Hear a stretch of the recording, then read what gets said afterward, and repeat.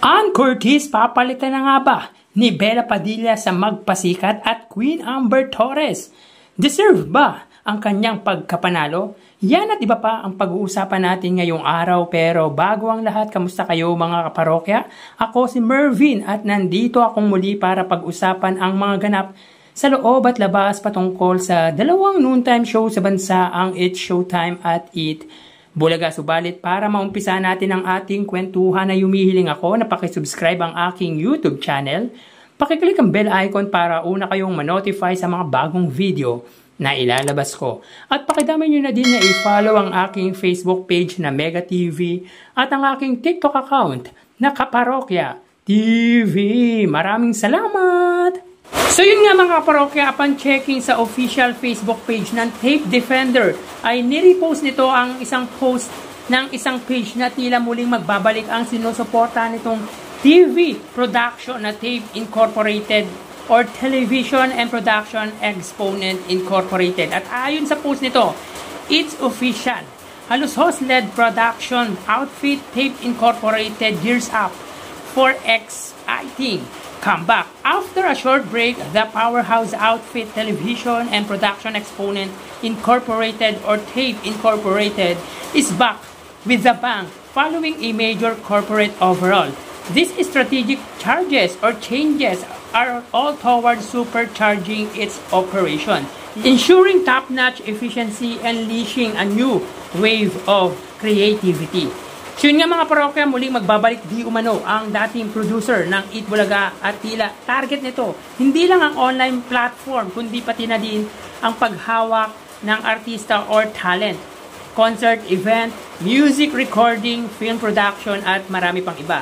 So after ng ilang buwang pamamahinga ay muli na naman itong magbabalik. So it's good to hear dahil magiging visible na naman sa ibang way of communication. At tila ito na din ang muli nilang pagbabalik sa mainstream media. So, hindi natin alam mga parokya, kung magkaganon man ay give their chance to showcase their new set of creativity. Kaso saan sila mga parokya if ever? Sa GMA? We don't know mga parokya. Again, mabuti na muli silang magbalik para at least bigyan natin sila ng pagkakataon. So mga kaparokya, hindi pa din matapos-tapos ang issue kung si Bella Padilla na nga ba ang papalit kay Ann Curtis sa It's Showtime, partikular sa magpasikat para sa kanilang ika-15 taong anibersaryo as noontime show or noontime program. Dahil magpasa hanggang ngayon ay hindi pa naglalabas ng official statement ang pamunuan ng It's Showtime or ABS-CBN at ni Ann Curtis hinggil dito. At nitong nagdaang araw or linggo ay napapadalas ang pag-guest host ng actress na si Bella Padilla sa noontime show na pinamumunuan ng unkaboggable star Vice Ganda. At siya ring pagliban ng It's Showtime female host dahilan para magkaroon ng agam-agam na ang guest host nga ang papalit sa mainstay na si Ann Curtis. Tila may isang page na nagsasabing si Bella ang papalit di umano dito na siya namang pinost nito sa dating Twitter account or X kung saan nakasaad dito na si Ann Curtis daw di umano ang papalitan ni Bella Padilla.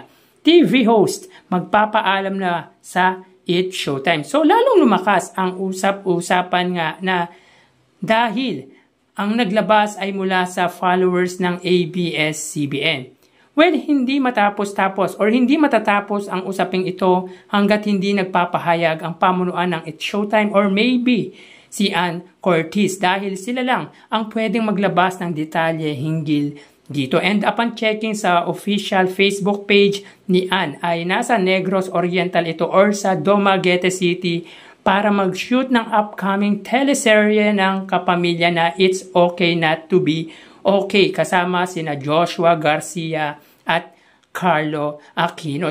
So meaning hectic talaga ang schedule ng noontime show host kung kaya hindi ito madalas makita sa nasabing pananghaliang programa. Well, if Ann is not okay for magpasikat, Bella deserve to take the role. Again, as long as hindi naglalabas ng statement si Ann, mananatili itong host ng It Showtime. Pinch hitter, kumbaga ang role ni Bella Padilla hanggat wala ang kinikilalang Diyosa ng It Showtime. Mga kaparokya, bago natin ipagpatuloy ang ating kwentuhan ay humihiling ako na pakisubscribe ang aking YouTube channel.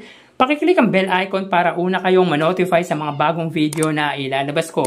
At pakidamay nyo na din na i-follow ang aking Facebook page na Mega TV at ang aking TikTok account na Kaparokya TV. At bago ko makalimutan mga kaparokya, ay sinashoutout ko lahat ng viewers ko, especially kay Jory Santisteban, Victoria, ito yung mga solid It Showtime. At yung mga solid It Bulaga na sina Miss Heidi Gutierrez, Froilan Esguera, Kut Drew on Letter, Ashley Gray 4645, Ninja Jack Monster, Ruel Fajardo, Derek Pilapil na nagbibigay ng views online sa comment section ko, Fernando Publico at marami pang iba. Maraming salamat po at sobrang na-appreciate ko po kayo mga kaparokya.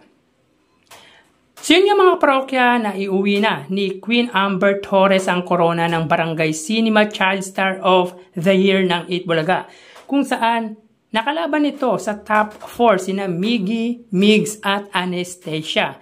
Well mga kaparokya, bakit deserve ni Queen Amber Torres ang corona ng nasabing patimpalak ng It Bulaga?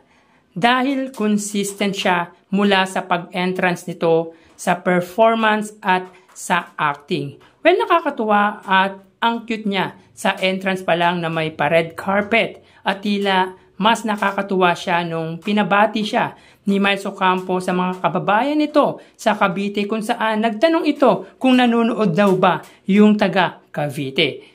Grabe, masasabi nating wala pa talagang kamuwang-muwang ang bata sa edad na 4.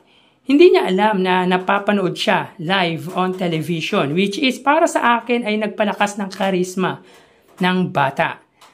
Sa performance ay thumbs up tayo dahil nadala niya ang mala concert na performance niya. And actually, para sa akin siya ang nag-shine sa top 4 performers.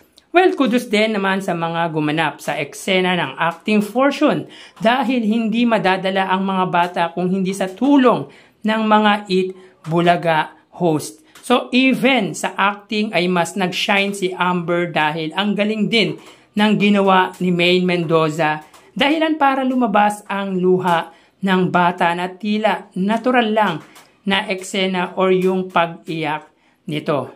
So for me, based on their performances, Amber is definitely the winner of that competition because talagang nag-shine si Queen Amber Torres. And ang simple lang nung ginawa nilang grand finals, mas okay nga yung walang question and answer kasi normal na ginagawa yon sa mga ibang competition. So dito ay naiba naman ang ginawang atake ng It Bulaga. So kayo mga parokya, anong masasabi ninyo sa performance ni Queen Amber Torres, yung nanalong or yung nag-uwi ng corona ng Barangay Cinema Child Star of the Year? Please comment down below yung mga pananaw nyo.